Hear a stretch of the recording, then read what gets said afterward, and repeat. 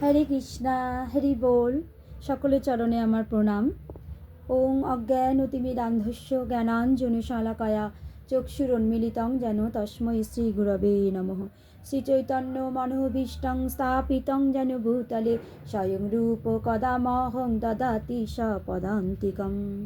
বাঞ্ছাকল্পতরুভ্যশ্চ কৃপা সিন্ধুভ্য এব চ পতিতানাং পাবনেভ্যো বৈষ্ণবেভ্যো নমো নমো। নমো মহাবদান্যায় কৃষ্ণ প্রেম প্রদায়তে কৃষ্ণায় কৃষ্ণ চৈতন্য নাম্নে গৌরতিষে নমো। হে কৃষ্ণ করুণা সিন্ধু দীনবন্ধু জগৎপতে গোপেশু গোপিকা কান্ত রাধা কান্ত নমস্তুতে। তপ্ত কাঞ্চন গৌরাঙ্গী রাধে বৃন্দাবনেশ্বরী বৃষভানুসুতে দেবী প্রণমামি হরিপ্রিয়ে। হরে কৃষ্ণ কৃষ্ণ কৃষ্ণ হরে হরে, হরে রাম রাম রাম হরে হরে। হরি বল। সকলকে হ্যাপি নিউ ইয়ার। সকলকে হ্যাপি নিউ ইয়ারে জানাই প্রীতি, শুভেচ্ছা, ভালোবাসা এবং সকলের আশীর্বাদ নিয়ে আজ পুত্রদা একাদশী। তাই আমি একটু গীতার থেকে একটা শ্লোক পড়ে তার মর্মার্থ আপনাদের একটুখানি বোঝানোর চেষ্টা করছি। যেহেতু আজকে পুত্রদা একাদশীতে রাত্রি জাগরণ করা ভালো, তাই আমরা কিছুটা সময় একটুখানি গীতার শ্লোক পড়ব আর গীতার শ্লোক থেকে কিছু বোঝার চেষ্টা করব, আমাদের জীবনে অ্যাপ্লাই করার চেষ্টা করব, আর আমরা যেন গীতার আঙ্গিকে আমাদের জীবন পরিচালিত করতে পারি। তাই নতুন বছরে নতুন করে গীতা দিয়েই, গীতার শ্লোক দিয়ে, গীতার কথা দিয়েই আমাদের জীবন যেন শুরু হয়। তাই আজ আমরা একটা শ্লোক পড়ব, যেটা হচ্ছে আমাদের তৃতীয় অধ্যায় কর্মযোগের 21 নম্বর শ্লোক। তাহলে আমরা এখন পড়ছি তৃতীয় অধ্যায় কর্মযোগের 21 নম্বর শ্লোক। যৎ যৎ আচরতি শ্রেষ্ঠ তৎ তৎ এব ইতরো জন স যৎ প্রমাণম কুরুতে লোক তৎ অনুবর্ততে। হরি বল। তাহলে আমরা শ্লোকটা কি পড়লাম? যৎ যৎ আচরতি শ্রেষ্ঠ তৎ তৎ এব ইতরো জন স যৎ প্রমাণম কুরুতে লোক তৎ অনুবর্ততে। বলছে, শ্রেষ্ঠ ব্যক্তি যেভাবে আচরণ করেন সাধারণ মানুষেরা তার অনুকরণ করে। তিনি যা প্রমাণ বলে স্বীকার করেন সমগ্র পৃথিবী তারই অনুসরণ করেন। হরি বল। শ্রেষ্ঠ ব্যক্তিরা যেভাবে আচরণ করেন সাধারণ মানুষ তাকেই অনুসরণ করেন। কথাটার মানে কি? বলছে, সাধারণ মানুষের এমন একজন নেতার প্রয়োজন হয় যিনি নিজের আচরণের মাধ্যমে তাদেরকে শিক্ষা দিতে পারেন। হরি বল। তাহলে আমরা কি দেখব? আমাদের আচরণ যত সুন্দর হবে, আমাদের পরবর্তী যারা আছে, যারা আমাদেরকে অনুকরণ করে, তারা সেই রকমই আচরণ করবে। শ্রেষ্ঠ ব্যক্তি যেভাবে আচরণ করে সেই আচরণই সবাই করা শুরু করে। সেই জন্য বলছে, যে নেতা নিজেই ধূমপানের প্রতি আসক্ত তিনি জনসাধারণের ধূমপান থেকে বিরত হতে শিক্ষা দিতে পারেন না। তাহলে এই যে আমাদের শিক্ষা দেওয়ার কথা বলা হয়েছে, যিনি নিজেই ধূমপান করেন তিনি কিন্তু কাউকেই ধূমপান ছাড়াতে পারেন না। ঠিক সেই রকমভাবে যিনি নিজে ভক্তি করেন না, ভালো আচরণ করেন না, গীতা পড়েন না, ভাগবত পড়েন না, হরি নাম সংকীর্তন করেন না, আর করলেও ভুল পথে করেন, ভুলভাবে করেন, তিনি কখনো কাউকেই শিক্ষা দিতে পারেন না, আর তার কথা কেউ কখনো শ্রবণও করে না। তাই আমাদের উচিত প্রত্যেকের সঠিকভাবে করা, সঠিকভাবে বলা, সঠিকভাবে নিজে আচরণ করা। আমরা এই হ্যাপি নিউ ইয়ারে সবাই মিলে যে এতদিন যে যাভাবে করেছি, এখন আমরা নতুন করে সুন্দরভাবে জীবন পরিচালিত করার চেষ্টা করব ভক্তির মাধ্যমে, কৃষ্ণের অনুসরণ করে, কৃষ্ণকে অনুসরণ করে। কারণ আমাদের কৃষ্ণ যা যা বলে গেছেন সেটাই সঠিক বলে গেছেন। তাই সেই পথ অনুসরণ করেই আমরা চলার চেষ্টা করব। তাদের পথে যারা আছেন, গুরুদেবরা যারা আছেন, আমাদের শিক্ষা দিচ্ছেন, মহারাজরা, ব্রহ্মচারীরা, আমাদের মায়াপুর ধামের যেসব ব্রহ্মচারীরা যত সুন্দর কথা বলেন, আরও সমস্ত জায়গার ভক্তরা যেভাবে আমাদের শিক্ষা দিচ্ছেন, যেভাবে আমাদের বলছেন, আমরা সেইভাবে আমাদের জীবন পরিচালিত করার চেষ্টা করব। চৈতন্য মহাপ্রভু বলেছেন, শিক্ষা দেওয়া শুরু করার আগে থেকেই শিক্ষক শিক্ষকের সঠিকভাবে আচরণ করা উচিত। হরি বল। তাহলে আমরা চৈতন্য মহাপ্রভুর আঙ্গিকে চলার চেষ্টা করব। মহাপ্রভু বলে গেছেন, আপনি আচরি ধর্ম অপরে শেখায়। তাহলে আমরা নিজেরা আচরণ করে অপরকে শিক্ষা দেওয়ার চেষ্টা করব, যেটা চৈতন্য মহাপ্রভু নিজেই ভক্ত হয়ে সেই আচরণটা আমাদেরকে শিখিয়ে দিয়ে গেছেন। এইভাবে যিনি শিক্ষা দেন তাকে বলা হয় আচার্য অথবা আদর্শ শিক্ষক। তাহলে আচার্য কথার মানে কি? যিনি আচার করে আমাদের শিক্ষা দেন তাকেই বলা হয় আচার্য। আর কি বলা হয়? আদর্শ শিক্ষক। তাহলে আমরা যদি আদর্শ শিক্ষক হতে চাই, আদর্শ মাতা হতে চাই, আদর্শ পিতা হতে চাই, আমরা আদর্শ যা কিছুই হতে চাই না কেন, তাহলে সেই আদর্শ আচরণটা যেন আমাদের মধ্যেই থাকে। হরি বল। তাই জনসাধারণকে শিক্ষা দিতে হলে শিক্ষককে অবশ্যই শাস্ত্রের আদর্শ অনুসরণ করে চলতে হয়। হরি বল।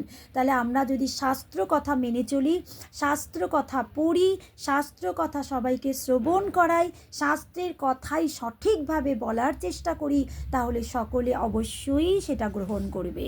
সেই জন্য আগে নিজেকে গ্রহণ করতে হবে। কেউ যদি শাস্ত্র বহির্ভূত মন গড়া কথা শিক্ষা দিয়ে শিক্ষক হতে চায়, তাতে কোনো লাভ হয় না, বরং ক্ষতি হয়। হরি বল।